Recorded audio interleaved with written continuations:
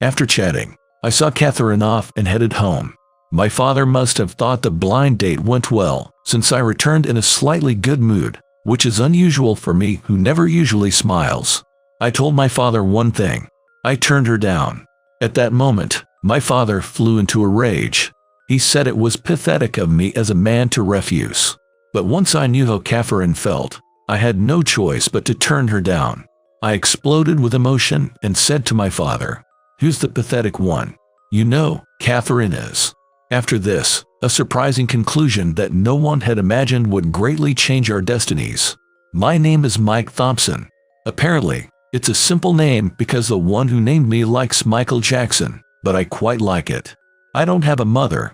I was originally left at an orphanage as a baby and then adopted by my current father, Bob Thompson. So biologically, my father and I are strangers. I've lived my life clashing with my father like that every day. Actually, 3 years after he took me in, my adoptive mother passed away from illness, and from then on, my father raised me as a single father. As men, naturally our opinions clashed. It was the same with my grades, but my father nagged about everything, even my career path and friendships. He was stubborn and never budged from his opinions. Gradually realizing this, I stopped my defiant attitude towards my father and ended up retreating into my own world. I don't think this was a bad thing. It allowed me to maintain a certain distance from my father, and we could both cool our heads.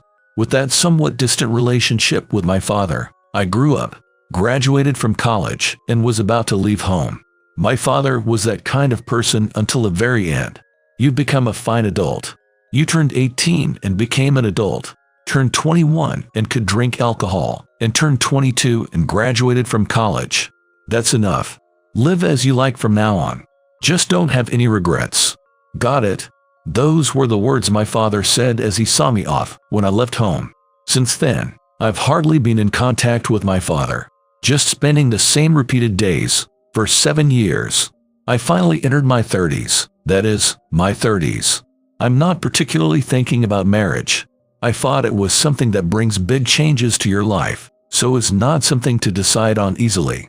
My father, who contacted me for the first time in a while as I was thinking about this, said something ruthless. "There's a good prospect for you. You're coming back home for Thanksgiving, right? I'll introduce you a lady then, so make sure you dress properly." Before I could say screw that, my father hung up the phone. My father is always like this. He prioritizes his own things over my opinions. I was upset, but judging from his tone, he's probably already setting things up. In that case, if I don't go, it will embarrass the other person. I felt sorry for the lady who got caught up in my father's selfishness. So even though I wasn't keen on it, I decided to at least go to the blind date. Several months passed since my father's call. The busy daily work also gradually settled down as the Thanksgiving approached. Many people even took paid leave. Of course, I went to the office that day and did my usual work. After finishing up work like this, I was to return to my hometown, about an hour away by plane, on the 29th. My hometown, which I hadn't been to in a while, hadn't particularly changed. If anything, I'd say there are more chain stores that I didn't see before. With a sigh of relief at my unchanged hometown, I headed to my parents' house. When I rang the doorbell, my dad popped out. "Oh Mike, you're back." "Yeah, I'm home." I responded curtly to my blunt father and went inside. It seemed my father had also finished work for the year and had been drinking since the afternoon. "You're not young anymore, so take it easy on the booze. I can get by without drinking." Saying that, my father took another can of beer from the fridge and gulped it down vigorously. Seeing this, all I could do was sigh. Ever since that day, my father had been drinking like this, as if trying to escape reality. Ever since Mom passed away, he had an abnormal liver function in his health checkup and underwent further testing, but in the end, nothing was wrong. Because of this, I felt more and more irritated watching my father drink recklessly. My father is 50 years old. While still of working age, he's not at an age where he can overdo it. For me, my father is the only family I have. I want him to be healthy and live a long life if possible. Hey, instead of worrying about me, why don't you worry about yourself? I'm aware that I spoke more coldly than even I was surprised by. However, I couldn't expect a proper response even if I asked my father gently. So I intended to scold him as strictly as possible. But my father, his face red, argued back. "It's fine. Don't worry about me. You've grown up well and you're already 30, right? Even if my body rots, I won't be a burden to you. And if possible, I'd like to join your mother soon." As if to interrupt those words, I raised my voice. "Cut it out already. I'm not telling you to quit drinking and smoking altogether. I'm telling you to do it in moderation. If something happens to you, Dad, I somehow held back the hot tears welling up, took a deep breath, and calmed myself. Maybe it had been a while since I had shown this much emotion, but my father was looking at me with a slightly surprised expression. After a while, my father let out a small sigh and said, "Listen, the lady is the same age as you and the daughter of my company's president. I've made a reservation at a restaurant, so go there. Got it? Be sure not to be rude." "I know." Tired of it, I interrupted my father mid-sentence and gave an appropriate response. Seeing my father's troubled face made my chest hurt. It's not like I want to make my father look like that, but if I care about my father, I need to be firm with him. So even if I have to play the bad guy, I want my father to live a long life true to himself from now on. Before I knew it, the Thanksgiving's TV specials had started and I realized the year had begun. As always, my father and I were silently watching TV. From an outsider's perspective, you'd think we should just be more honest with each other. But this is fine for me and my father. I slowly got up. I put on the suit I had sent to the cleaners as instructed and started getting ready to head to the blind date venue. It seems this match wasn't something only my father decided on his own, but something the woman and her father also agreed to. As my father said, the lady is the same age as me, 30 years old. Women who give birth for the first time after 35 are generally considered to be of advanced maternal age. The marriageable age for women is probably from the late 20s to 35. Considering pregnancy and childbirth, I can understand why women might be in a rush. In fact, I've seen many of my single female colleagues getting married in no time through matchmaking parties and group dates. I'm sure the lady this time probably agreed because she felt that rush too. I heard she's the president's only daughter. If that's the case, I can somewhat understand the president feeling anxious about his daughter being 30 and not even having a boyfriend. If the lady herself agreed to this blind date, I have nothing to say. But I hate liars the most. Kind lies. Thoughtful lies. In the end, I think a lie is a lie. Rather than getting one's hopes up and then being let down, it's better to know from the start that there's no hope. That's why I intended to refuse this match. We're meeting for the first time, so we shouldn't be deciding right away whether to date or get married. You might call me romantic, but I'd rather to meet up by fate than this kind of blind date. That's what I think. That's why I still don't have a girlfriend at 30. Well, putting that aside, before I knew it, I was about to arrive at the restaurant my father had reserved. I had heard the lady's name in advance. Her name is Catherine Mitchell. I thought it was a beautiful name. The taxi safely arrived in front of the restaurant, and I got out of the car after paying, thanking the driver. I had never been to a high-end restaurant like this before. Of course, I go to high-end restaurants for business entertainment, but all of our clients prefer Western food.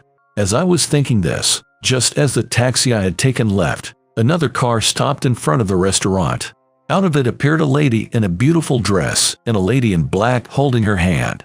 There's no mistake, she's Catherine Mitchell. I had heard about this too, but apparently Catherine is blind. To be precise, she's not completely blind. The world appears dimly lit, and her world centers around sound. That's apparently the scenery she sees and feels from her eyes. The lady in black next to her was slowly escorting Catherine towards me while holding her hand. Usually, Catherine uses a guide dog or white cane to get around. But when wearing a dress like this, it's difficult to use a white cane, and you can't bring a guide dog into a high-end restaurant. So she probably brought an attendant with her. Catherine slowly looked up and our gazes met in her jet black eyes. At that moment, she smiled softly. "Nice to meet you. I'm Catherine Mitchell." "Oh, and nice to meet you too. I'm Mike Thompson." We briefly introduced ourselves and moved to the private room we had reserved. "Here, The attendant said she would step away for now and come back to pick Catherine up later, then left. From here on, it's just the two of us. I'm used to eating by myself on a regular basis, so don't worry. Saying that, Catherine ate the food brought to her with graceful movements that didn't seem like she was blind. Since she could hardly see since she was young, her senses like hearing and touch are apparently quite sharp, so she can do a certain amount of things now without people's help. The time I spent with her was more peaceful and fulfilling than I had imagined. Is that so? You have work there, which means you're going back to work the day after tomorrow, right? That's right. Geez, I never get any time off normally, so I think they could at least give me a longer break for Thanksgiving. When I said that jokingly, Catherine covered her mouth and laughed beautifully. I usually work in sales, so I have a habit of observing people. The way she holds her chopsticks, the way she puts food in her mouth, her posture. Catherine was perfect in every way. Then, noticing that I was staring at her, Catherine spoke to me. Being stared at like that makes me embarrassed. Huh? How should I put it? I can tell, somehow. Like if I'm being looked at. I've been looked at strangely since I was young, so even though I can't see, I've become sensitive to people's gazes. I apologized again for staring at her, but after smiling, Catherine told me not to worry about it. I didn't feel any harshness from your gaze, Mike. It's been a while since I've met someone like you. You bring up topics as if talking to a normal person, rather than focusing on my blindness. Thank you for a truly enjoyable time. Saying that, she bowed to me, and I did the same. The blind date ended without issue, and Catherine left with a lady from earlier. Being blind is certainly a handicap, but she had a goodness that overcame that. I'm sure she'll make a wonderful wife when she gets married. Thinking that, I also headed home, and when I got back, I said this to my father. I turned her down. He probably didn't expect those words to come from me with a bright expression. For a while, my father had a look of disbelief, but gradually his face turned red and he shouted, "WH what? You turned her down, B, but she's the daughter of my company's president. It makes no sense to refuse." He shouted, his face flushed. "What do you mean? You know, she's..." The next moment, my father fell silent, probably because he heard a surprising truth from my mouth. After that, without particularly mentioning the blind date to my father, I went back. I returned to the apartment where I always live, and my usual daily life began. Everyone gets into off mode during the Thanksgiving, but once the holidays are over and work starts, they can switch gears. I still don't find work enjoyable, and sometimes I feel envious when I see people who find it rewarding. Then one day, I got a call from an unknown number on my cell phone. I ignored it 2 or 3 times, but it still didn't stop ringing. That means it's not a wrong number, and if it's ringing this frequently, it's probably not a telemarketer. Thinking that, I answered as soon as the next call came in. Then I found out the caller was Catherine. I asked my father and got your phone number. I'm sorry for calling so suddenly. It must have been a bother. No, I'm the one who's sorry for not being considerate. So, what's up? Then Catherine said she's here for work now. She said she has something she wants to talk to me about, and if I have time, she asked if we could meet at a cafe or restaurant for about 30 minutes. I had no particular reason to refuse, so we decided to meet at a family restaurant after I got off work on time that day. As I was waiting at the entrance, Catherine came tapping a white cane. "Are you okay? I'll guide you from here, so if you don't mind, please hold onto my arm." "Well, thank you for that. Then I won't hold back." Catherine hesitantly put her slender arm around mine. I asked the restaurant staff to seat us at a table near the entrance. As I took the lead in ordering and getting drinks from the drink bar, Catherine apologetically said, "I'm sorry for inviting you out and then having you do everything." That day, Catherine looked like a very dignified and beautiful lady. But seeing her face again like this, I thought she was just an ordinary lady you could find anywhere. I'm sure behind that smile, she has worries and conflicts because she can't see. "No, I'm not doing this because you're blind, Catherine. I wanted to do this for you because you're the kind of person you are." The moment I said that, I felt embarrassed for saying something so straightforward, and my face started to heat up. Catherine also flinched, and then mumbled a quiet thank you. It was an indescribably awkward atmosphere. But after drinking some coffee, Catherine regained her composure and got to the point. Thank you very much for spending such precious time with me the other day. I was happy to have such an enjoyable conversation with you, Mike. And about what I said then. It's okay. I only vaguely conveyed it to my father. And to avoid any misunderstanding, let me tell you, I think you are a very attractive lady. Oh, of course, not in a weird way. So, it's not that I refused because I disliked you. When I said that in a fluster, Catherine burst out laughing. Her graceful laughter that day was beautiful, but I also found her innocent laughter now to be adorable. Thank you. I'm also very happy to have met someone like you, Mike. I wanted to meet you and tell you in case you misunderstood. You're a wonderful person. I'm sure you'll make a splendid and amazing husband when you get married. Being told that, I became so embarrassed I felt like fire would shoot out of my face. When told face to face like this rather than over the phone, I can't help but get shy. Catherine is a kind person who can be considerate of others' feelings like this. That's what I was able to understand and gauge during this time. After that, we chatted and laughed while having dinner together, then left the restaurant. Catherine waved to me, then tapped her white cane and left. For some reason, I felt like calling my father, so I tried calling his cell phone. After a few rings, my father finally answered. Oh, Mike, it's rare for you to call me at this hour. Dad, are you drinking again? Exasperated, I let out a sigh without thinking. Even though I told him to cut back on alcohol, my father was drinking and drunk again. Even though it was still early, only 7 p.m., my father was slurring his words and speaking more cheerfully than usual. I don't know why, but I felt an unease in my chest. Dad, I know it might be tiresome to keep saying it, but drinking too much alcohol is bad for you. In other words, alcohol can become poison if you're not careful. Just because you didn't have any issues in your recent health checkup doesn't mean you can let your guard down. Then, he abruptly hung up on me. He was probably in a good mood from being drunk, so having to hear my usual lecture from me again must have soured his mood. But I still sent my father an email telling him to be careful, and my bad feeling was proven right the next day. The next day, as I was getting ready to leave work as usual, I got a call from an unknown number. It seemed to be from a landline, not a cell phone. From the first few digits, I could tell it was coming from my hometown. A bad feeling ran down my spine. I slowly pressed the talk button and put the phone to my ear. The caller said they were a staff member at a large hospital near my family home, and that my father had been rushed to the hospital, so they wanted me to come. Realizing that this was the unease I felt yesterday, I immediately headed to the station and bought a non-reserved Shinkansen ticket.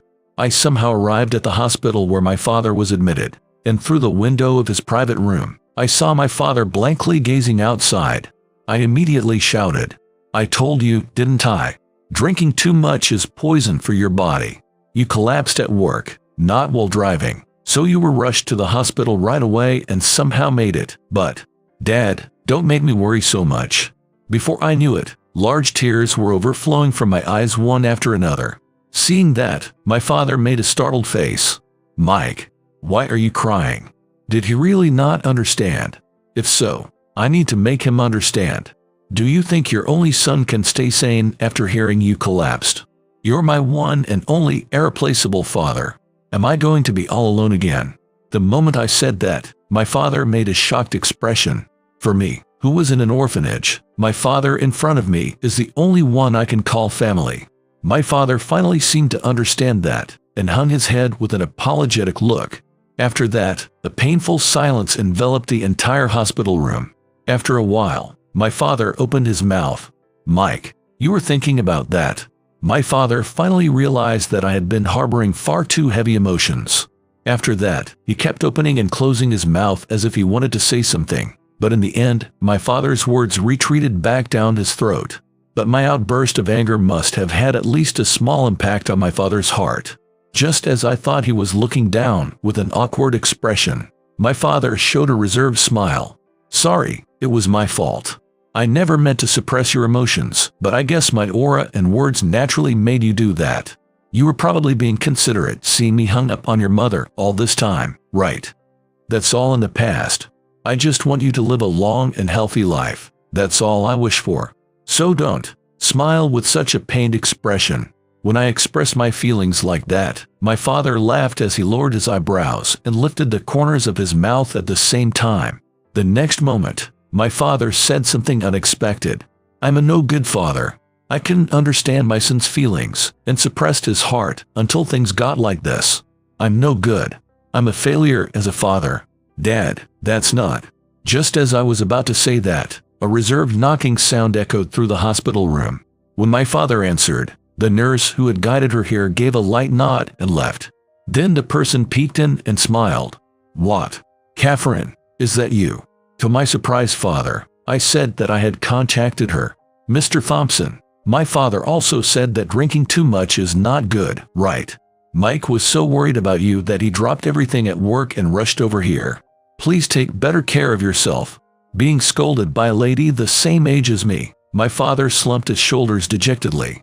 Seeing that, Catherine laughed awkwardly and let out a small sigh. Then she said something completely unexpected. When the person I admired suddenly collapsed, I was in such a panic. Today happened to be my day off from work, and when I got the call from Mike, I couldn't sit still. After that, I also got a call from my father and came rushing right away. She confessed as if it was the most natural thing.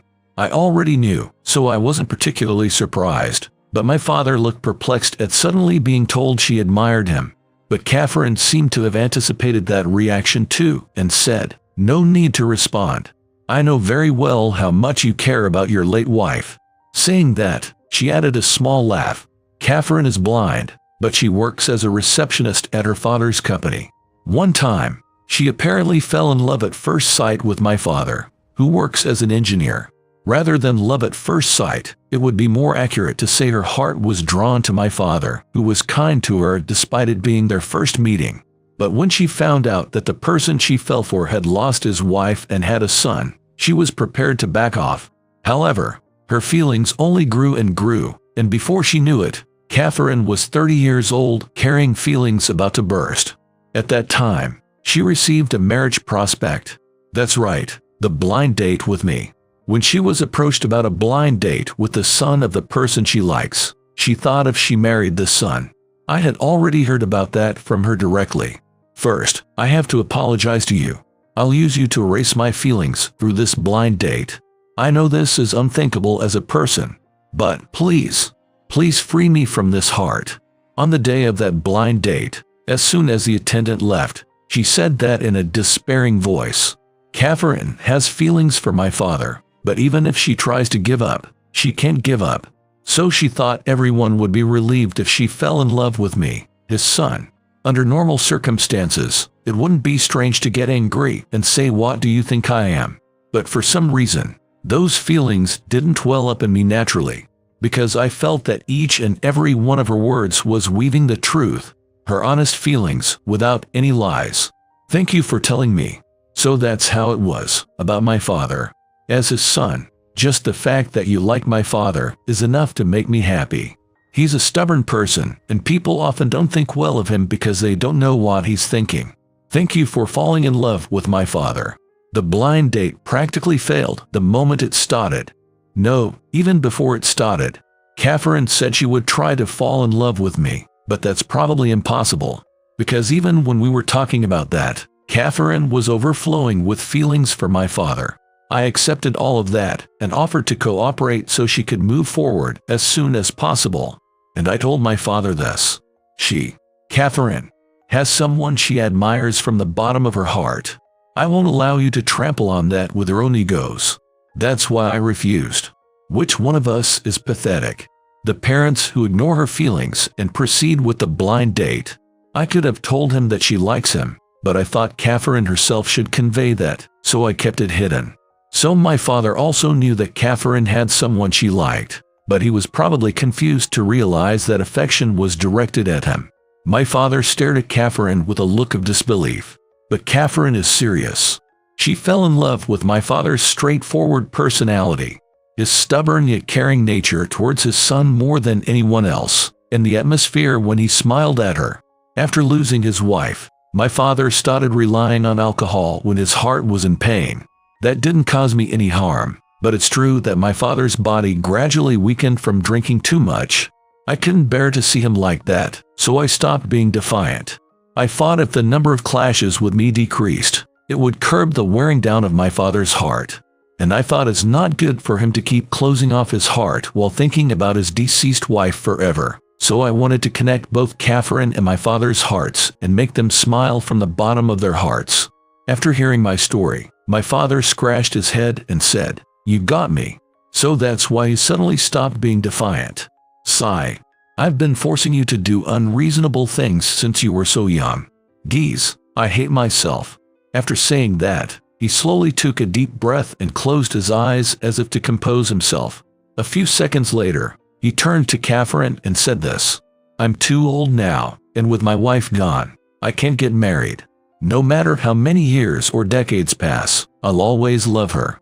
Until the moment this body perishes, she will be in my heart. So, I'm sorry." Seeing my father slowly lower his head, I spoke up. "Dad, it's not good to keep dwelling on Mom forever. Just like Catherine is trying to move forward, you too." Just as I said that, my father interrupted me and expressed his feelings again. "No, your words opened my eyes.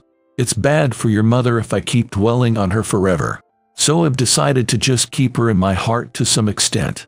And refusing Catherine's feelings had nothing to do with me or your mother. I refused for Catherine's sake." "Huh? What do you mean?" Now it was my turn to be confused. My head was full of question marks, not understanding the true meaning of my father's words at all. Then, Catherine rarely raised her voice and laughed innocently. "Ah-ha-ha. As expected, you saw right through me, Mr. Thompson." After saying that, Catherine turned towards me. Once again, as I was about to be drawn into those black eyes, Catherine smiled softly and said, "Thanks to you, Mike, I was able to move forward. I'm attracted to your good character and straightforward personality. Even though I said something rude at the blind date, you accepted everything." After saying that much, Catherine paused for a moment and continued with her eyes glistening. "Actually, my feelings for your father were closer to admiration. On the day of the blind date, talking with you put my heart at ease. I wanted to know more about you. That's what I thought. I'm sorry, I know it must be a bother to be told this, but there's no deception in my heart. I just had to tell you that much." Bewildered by her words, I scratched my cheek with my index finger and answered in a small voice, "Then maybe we could start as friends." Then my father scolded me, "You really are pathetic." But my father was laughing, and Catherine also smiled and said, "Then let's start as friends," slowly extending her right hand. I also smiled, prompted by the two of them. After that, my father was safely discharged from the hospital. I'll lay off the alcohol for a while. If I cause any more trouble or worry for my precious son, your mother will scold me. Saying that, my father kept his promise to me. We finally returned to the relationship a parent and child should have. Also, since that day, Catherine and I frequently exchanged messages as close friends. Sometimes she would say sadly that she's holding me back because she's blind, but I, already attracted to her, answered without hesitation, "If I didn't like that, I wouldn't meet you so often like this. You're a wonderful lady, Catherine. I want you to have more confidence in yourself, and you can at least show your weakness in front of me, okay?" Those words brought her to tears. Even without clear words, my feelings must have gotten through to her. 2 years later, I quit my job and returned to my hometown, and Catherine and I got married. Although we said we'd start as friends, the truth is, there was a part of me that was attracted to Catherine too. So, a little while after my father was discharged from the hospital, I sorted out my thoughts, and we started dating seriously from the day I conveyed my true feelings. We held a small wedding ceremony with only family in attendance. On that day, Catherine shone brighter than anyone else. We had a night wedding, and that day happened to be a day when a meteor shower rained down. On my important days, stars always fall. When I was at the orphanage, a teacher once told me, "May many blessings come to you like the countless falling stars." I want to share this happiness with you too, Catherine. So once again, please become my wife. Saying that, I got down on one knee and proposed again, and Catherine answered with tears streaming from her eyes. "Of course, I can imagine walking through life with anyone but you. Please take care of me from now on." At the same time, Our shadows slowly overlapped. On a night when stars fell, we made our first and last vow.